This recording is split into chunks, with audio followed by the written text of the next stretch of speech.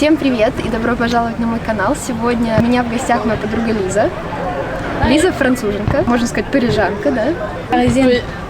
И сегодня мы будем с вами говорить о мифах о парижанках. В принципе, поговорим немножко о том, какие они есть парижанки, потому что на просторах интернета, в очень многих книгах есть ложная информация. И вот действительно мы живем в Париже и совершенно не встречаем того, чего пишут в книгах, на сайтах и так далее. Поэтому я подготовила какую-то информацию, которую я буду читать Лизе, а Лиза мне будет говорить, действительно так ли оно есть. Мы сейчас находимся в парке, он называется Арена Лютеца, и на самом деле Париж раньше назывался Лютеца, что означает болото по-латински, потому что город был основан на болоте, и это одна из самых древних построек в Париже. Здесь проходили 2000 лет назад гладиаторские бои. Сейчас там играют дети в футбол, поэтому я очень надеюсь, что они нам не помешают. Нам очень хотелось снять это видео на улице, потому что лето, прекрасная погода, и мне кажется, так намного атмосферно. Поэтому не обращайте внимания на шум посторонний сзади. Я под одним из своих постов попросила вас написать, что вы думаете о парижанках. Я это тоже зачитаю Лизе и посмотрим, так это или не так.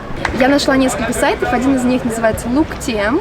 И тут какие-то маленькие цитаты, которые как бы говорят парижанки, и вот посмотрим, правда это или нет. Француженке не свойственно слепо следовать моде. Наоборот, она уверена, что сама эту моду создает. Все тенденции она подчиняет себе, даже нет, она позволяет тенденциям подчиниться ей. Парижанка никогда бы не пришла на вечеринку, одетая словно рождественская елка. Балетки она поменяла на туфли, но при этом осталась в джинсах. Да и вообще на вечеринку она лишь ненадолго заглянула, потому что у нее образовалась свободная минутка. C'est pas faux. Après, je sais pas, je pense qu'on suit quand même la mode, les styles qui sont genre actuels, mais après, on les porte à notre façon. Par exemple, s'il y a une mode des costumes avec les vestes à carreaux, souvent on va prendre juste le pantalon ou la veste et avec un jean et... Ouais, en fait, on met des jeans un peu pour tout et pour nous, c'est pas gênant de mettre un jean avec des talons et d'aller dans un bar ou même juste en jean et en basket. Est-ce que tu peux raconter un petit peu ce que portent les Françaises? On a beaucoup de jeans, je pense. Beaucoup. Beaucoup de t-shirts. Après, on a beaucoup de robes aussi, je pense. Je vois pas mal de filles avec des robes, des jupes, des choses qui sont un peu habillées et qu'on mélange avec des pièces plus casual. Et très peu de talons. Je vois vraiment très rarement des gens avec des talons. Et pour moi c'est toujours très bizarre de voir une femme avec des escarpins pointus et de 10 cm. Enfin, j'en vois très peu. Это скорее, наверное, не парижанки носят каблуки, а женщины, которые иностранки, приезжают в Париж, и им кажется, что им надо здесь одеть каблуки, потому что здесь все их носят, но на самом деле, если вы проедете в метро, il n'y a pas de хип-хоп. То есть здесь каблуки, здесь наоборот женщины носят вот Adidas, белый Adidas, или Originals. Это просто... Tous les types de baskets. Это просто must-have парижанки, мне кажется. Особенно белые, конкретно белые. Я не знаю, как им удается их носить, потому что порой они даже немножко грязные и все равно выглядят очень-очень хорошо. Парижанка не бывает в полной готовности. У нее такой естественный вид, как будто она собралась сегодня утром за 10 минут. Она не любит чересчур много продуманности и не хочет, чтобы у окружающих возникло впечатление, что она приложила много усилий, чтобы хорошо выглядеть. Bah c'est vrai. En fait en France on est très sur le maquillage naturel. C'est très rare de voir des filles qui sont vraiment maquillées avec des faux cils, genre même le contouring, j'en vois presque jamais. C'est vraiment à la mode le maquillage naturel et on n'essaye pas de cacher les imperfections, etc. Enfin, je pense que les produits pour le teint qui se vendent le mieux, c'est les CC crèmes, les bébés crèmes, les fonds de teint, il y en a très peu. Ouais, c'est vrai, on a toujours l'air d'avoir mis juste 10 minutes, mais c'est vrai en fait, on met vraiment juste 10 minutes. C'est pas du tout notre priorité en fait. Я очень часто слышу, что парижанки больше уделяют времени skincare, чем вот именно самому макияжу, что вот у них всегда идеальная кожа, правда ли? Oui, c'est vrai. On a vraiment cette théorie en France que le maquillage c'est mauvais pour la peau, etc. Je sais pas vraiment si c'est vrai ou pas, mais on mise vraiment sur les soins plus que le maquillage. Парижанка пристально следит за своей фигурой, может быть даже чересчур. И также я очень много читала, что парижанка обязательно занимается спортом, что у нее обязательно есть какой-то спорт, плавание, не знаю, теннис, у нее обязательно есть абонемент в спортзал. Вот действительно ли она так много следит за своей фигурой? И правда ли это, что у каждого парижанина есть какой-то свой спорт, которым он обязательно занимается? Я даже слышала как-то, что где-то я это прочитала, что нету такого парижанина, у которого ты спросишь, каким спортом ты занимаешься, и он тебе ответит никаким. Non. Ça c'est faux. Il y a beaucoup de gens qui prennent soin d'eux, qui font du sport, mais pas tout le monde, vraiment pas tout le monde. Je connais vraiment très peu de gens qui font du sport vraiment régulièrement et depuis longtemps. Но несмотря на это, я хочу сказать, что во Франции, в Париже вы не заметите людей с каким-то лишним весом. В основном все, ну, конечно, не идеальные, но прямо вот таких людей с конкретным ожирением, как можно это увидеть в Америке, просто каждый третий. Здесь такого нет, при том, что здесь багеты, круассаны, вот как так им удается кушать круассаны, багеты, вот это все, эклеры, и при этом действительно вот оставаться в форме. Я слышала, что они едят это только до часу дня, до 12, что это их завтрак, а потом они не притрагиваются к тесту, вот правда ли? Après, c'est vrai que ce qui donne peut-être l'impression qu'on fait très attention à nous, c'est qu'il y a énormément de femmes, même qui ont 30 ou 40 ans, qui sont vraiment très très minces, qui ont vraiment pas de forme du tout, mais j'ai l'impression que c'est souvent dans leur nature et dans leur corps et pas spécialement parce qu'elles font attention. En vrai, dans la vie d'une parisienne, on mange très peu de croissants, en fait. On mange très peu d'éclairs, très peu de pâtisseries. Après on mange du pain. Je sais pas, on en mange beaucoup, mais c'est pas si mauvais que ça a l'air en fait. Enfin, ça dépend quand est-ce qu'on le mange. Et je sais que souvent on le mange le matin ou le midi, le soir un peu moins. Donc je pense que c'est ça qui fait la différence. Raconte s'il vous plaît un petit peu le petit déjeuner des Parisiennes. Pour les petits déjeuners, souvent c'est café ou thé. Mais plus souvent café, on boit énormément de café à Paris. Il est pas très bon, mais bon voilà, on en boit beaucoup quand même. Du jus d'orange ou du jus de fruits, souvent de l'orange. Du pain avec du beurre et de la confiture ou juste de la confiture. Parfois des croissants. Bon, je trouve que c'est rare pour moi personnellement, après peut-être que pour des gens c'est vraiment très régulièrement. Вот к тому, о чем мы сейчас как раз говорили, читаю тоже цитату француженки. По-моему, настоящая француженка, если у нее есть время, обязательно начнет сводить с чашечки кофе и круассана, а уже днем полноценно пообедает в кругу друзей, попивая красное вино. Она бы ни за что не стала жевать сэндвич, сидя перед компьютером. Я постоянно удивляюсь, что француженки стоят в первом ряду среди людей в самой хорошей форме. Ну, кстати, да. И правда, полезнее есть в хорошей компании, а стаканчик вина способствует кровообращению. Je sais pas, moi je travaille pas vraiment, enfin je suis pas dans un bureau toute la journée, mais je vois vraiment énormément de gens manger en courant dans le métro avec un sandwich, et y compris des femmes qui sont bien habillées en tailleur et qui mangent en courant avec un sandwich. Après je sais pas, en France c'est très populaire d'avoir une cantine sur le lieu de travail et d'avoir 1 heure ou 1 heure et demie pour manger.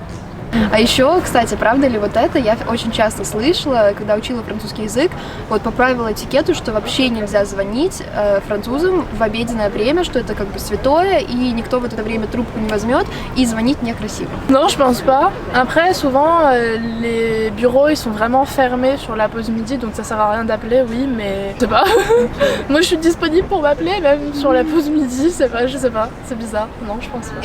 Парижанка всегда сохраняет небрежный образ, соответствующая манера поведения, сигареты. Она делает вид, что у нее не было времени как следует одеться, однако ее стиль у многих вызывает зависть.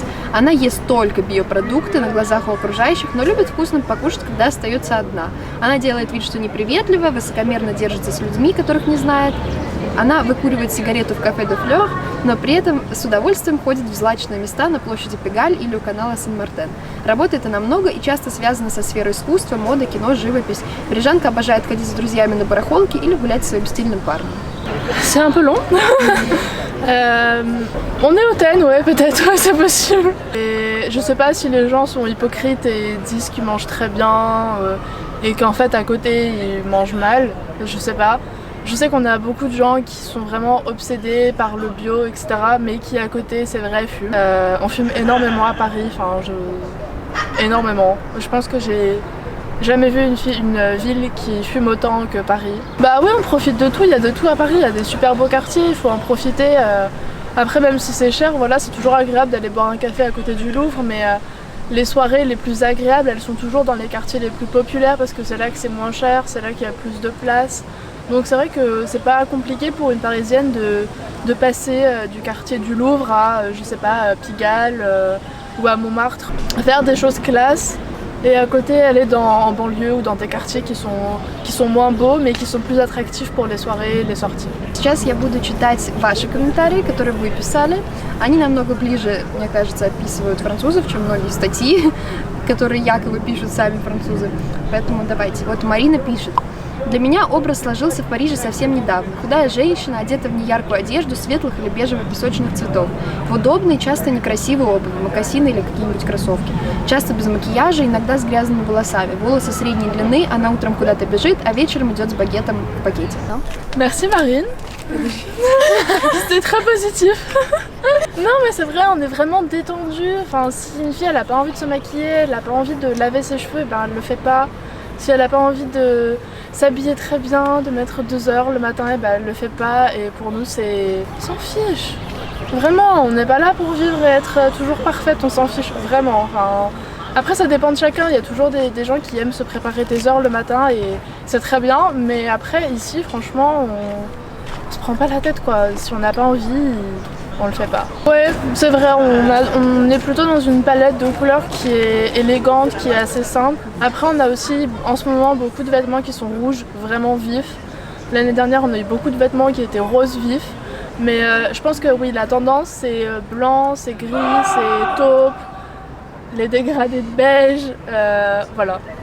Девушка пишет: парижанка, как я думаю, свободна эмоционально, а отсюда любит себя и то, что делает, независимо в меру, культурно, без пафоса. Такая, но в то же время сложная, о чем не подумаешь сразу.